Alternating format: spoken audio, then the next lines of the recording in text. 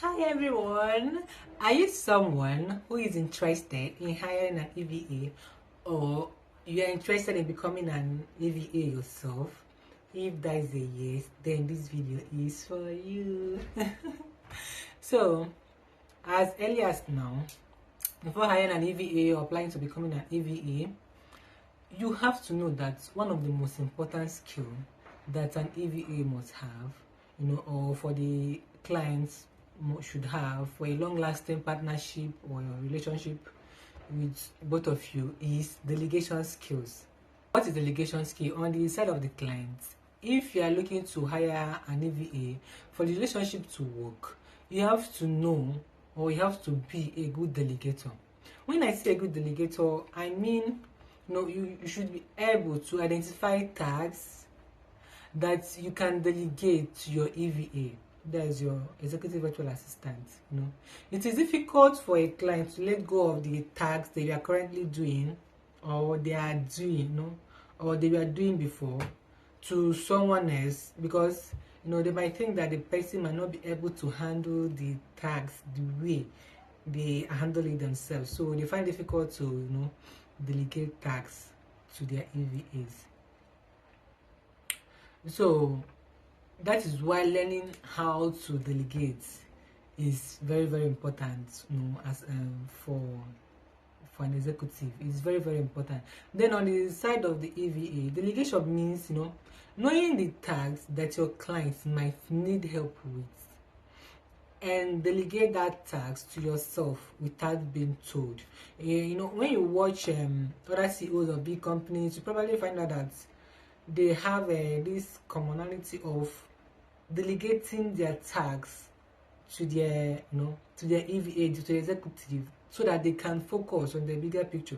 Just if you can watch most of their podcasts or their YouTube videos, you will see that they practice delegation skills very well, and that is where they were able to focus on their bigger picture.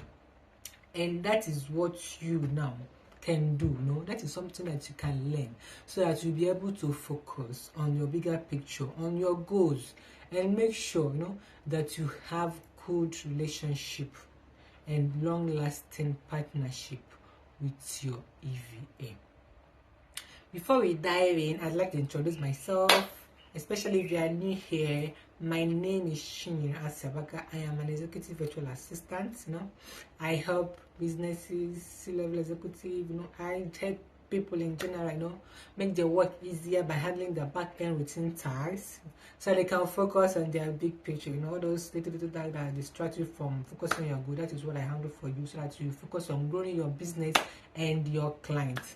So the most common challenge that clients have when hiring an EVA is that they don't know what to delegate to their EVAs. If that is you, this video will help you, to prepare to become a good delegator.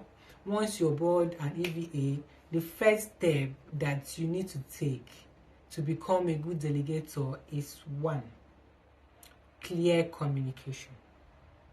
Learn how to communicate tasks to your EVAs. You have to be able to communicate the objective of the task.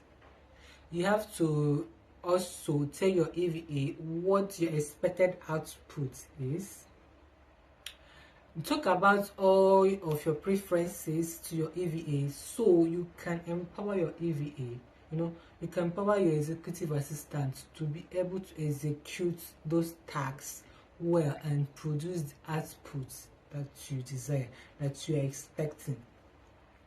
If this is a task that you already have a process for, if you're already in the process of doing this task before you hire the EVA, make sure that you communicate to your EVA, the detailed process, the step-by-step direction of how they will be able to execute this task for you. To avoid any miscommunication, make sure that you write down everything for your EVA, maybe in an email or in a project management tool that you are currently using. But sometimes it's quite hard to put your thoughts across when just writing an email, when just writing it down. And of course, your time is very, very precious. So what you can do is since writing that takes a lot of time and effort, so for you to be a better communicator and for you to be more detailed to your EVA, you need to try practicing sending voice messages.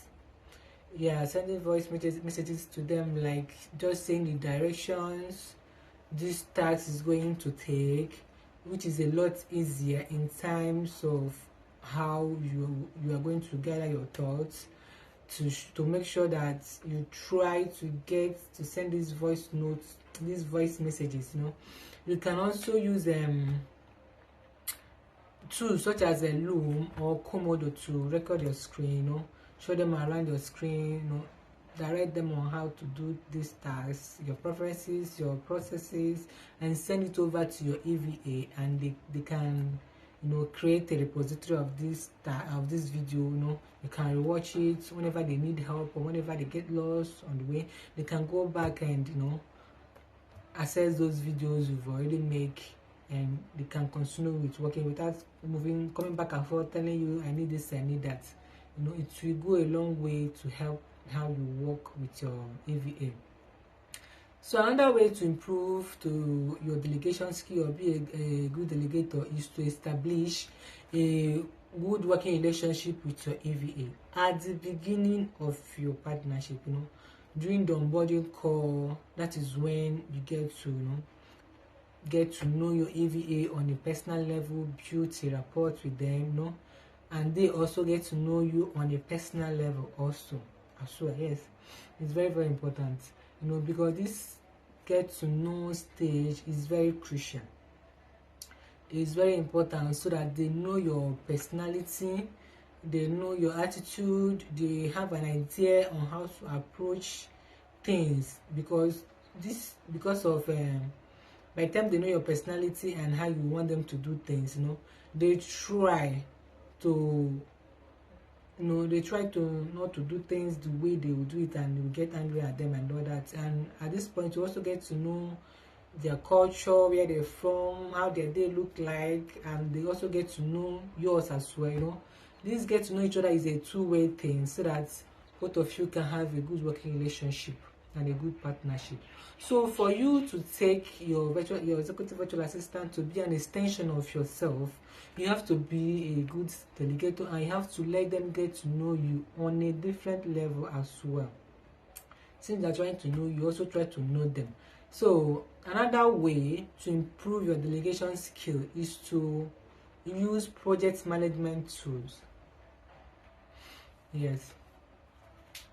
Remember, you are hiring an EVA, so you are both working all day, every day, using your computer, using different tools that are available online.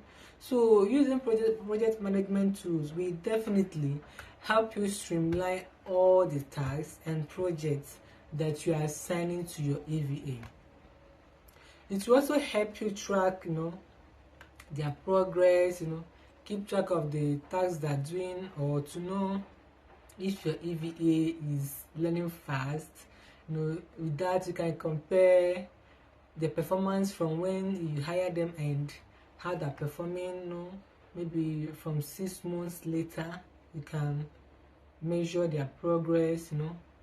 Yeah, you can measure their progress, and so having these project management tools will help in your relationship, and of course, this makes things easier for both of you. Yeah, it makes it easier for both of you. Project management tools like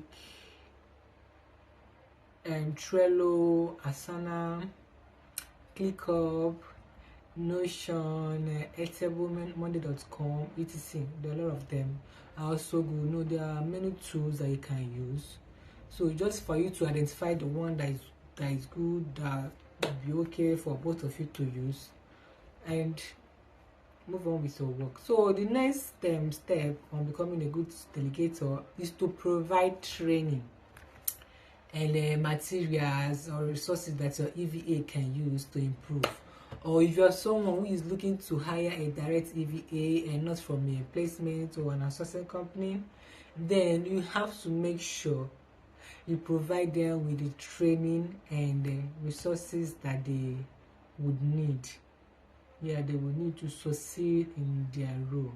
Just like what I said, what I mentioned in the beginning, in terms of communication, providing them with long video, screen recording, or Komodo videos of tutorials on how you want things to be done in your organization, or your preferences, or anything that will empower your EVA is going to be beneficial. Yeah, it's going to be beneficial. And another way of improving your delegation skill is to encourage your EVA to take on initiative in specific projects. This is you teaching your EVA to be good in the delegation skills as well. Yes, the EVAs are quite good at delegating things to themselves. Yes, they're quite good at delegating things to themselves. This is because the EVA has this strategic thinking, critical thinking, problem-solving abilities, where they already try to identify tasks that you do not know you need to do or delegate. So your EVA will let you know that these tasks are the things that they can take on, and do not hesitate to allow them to take on those tasks that they say they can do. Allow them to do it. This is how they can show you what their capabilities are. This is also a way for you to see if they are indeed capable or they would need training. Yes, and this is also a way for you to focus on more important things, since you know that they don't need micromanaging, that you don't need to micromanage your EVAs. They are there working independently, making sure that your goals, the things they say they are going to do, things that they say they are going to do align with what they are doing. This way you empower your EVA, you empower yourself as well, and become better at what you are doing, and reach the goal that you are trying to take on. On top of delegating tasks and projects to your EVA, you also have, you also make sure that you provide them with a clear deadline. That's another point. Provided with a clear deadline, you have to make sure that your deadlines are reasonable. You can't give them or tell them to perform a task and submit immediately. It's not going to be beneficial to you, and it's going to burn out your EVAs, and it will definitely going to compromise their output. You can't tell someone to do something now, the person might do anything and submit. So you have to make sure that you are able to provide them with clear, reasonable, and workable deadline. Aside from that, you should tell your EVA that this deadline is non-negotiable, or at least if this task takes too long, takes much time for them to do, they can tell you on time, maybe 2 days or 24 hours to be clear, so that they don't assume. So the next tip is have a regular check-ins. Having a regular check-ins with your EVA is very, very important. Yes, especially if this is the beginning of your partnership with them. You want to know if your EVA will be your second brain. You have to let them have time with you. They will not be able to know your preferences if you don't give them time. If you don't give them your time. Hire an EVA at the beginning needs a lot of effort at the beginning. Once they begin to know you, to work with you, and they'll be with you for like 6 months, then you can lessen your check-ins with them. Of course, yes. So the next step is recognize and provide feedback. Feedback-driven mindset for your EVAs is very, very important. Don't only provide constructive feedback to your EVA, but have time for your EVA to also provide you with feedback. They might say that something is not working well, or they might request more check-ins. Make sure that that you give your EVAs feedback. This feedback is a two-way thing. You give them feedback, they also give you feedback. Yes, you are an executive, but if this is your first time, having an EVA, having a virtual assistant, you are new to the dynamic, so you have to be open to feedback to your EVA as well.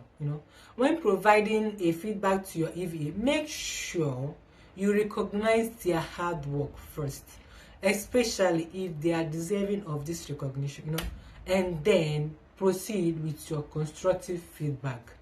Then you can provide an action plan to your EVA. You can provide a page or a platform where they can improve themselves. Hiring an EVA means hiring someone from a different culture. As an EVA, make sure to get to know your client's culture, background, country, how things work in your country. As an executive, you should be culturally sensitive to your EVA as well. It's a two-way thing. And this is not just about respect for culture, but of course building working relationship, or building that rapport, that amazing rapport with your EVA. It's going to be easier if you get to find out more about their culture. It's a two-way thing. They get to find out your culture, you also get to find out their culture. Do your research about your culture, and your EVA do their research also about your culture. That will help both of you have a successful, efficient working partnership. In all this, provide your EVA a space where they can continuously learn, and encourage your EVA to learn more skills outside of work, or provide training materials that you feel like would benefit your EVA. If you watch a YouTube video and you find out that it will benefit them, share the link, the podcast, etc. If you think that you are ready to hire an EVA, or you are ready to start delegating some tasks to an EVA, so you can focus on the bigger picture, then go for it. Hire that executive virtual assistant and start building that great relationship and partnership with your EVA. Once you are able to delegate everything to your EVA, I'm sure there will be more success, more projects for you, more business growth, and you are definitely set for success as well. So if you would like to hire an EVA, an executive virtual assistant, all you have to do is to send me a DM or email me at alchinyere968@gmail.com, and I will be more than excited. I'll be more than excited to onboard with you. If you're an executive virtual assistant, and you are excited for your client to start delegating things to you, or you want to succeed in your delegation skills, all you have to do is to connect with me here, subscribe to my YouTube channel, and learn from the contents I'll be sharing. Okay? Thank you so much for watching this video. I am so excited for you to be the best delegator out there and have that amazing partnership with your EVA. And I will see you on my next video. Bye.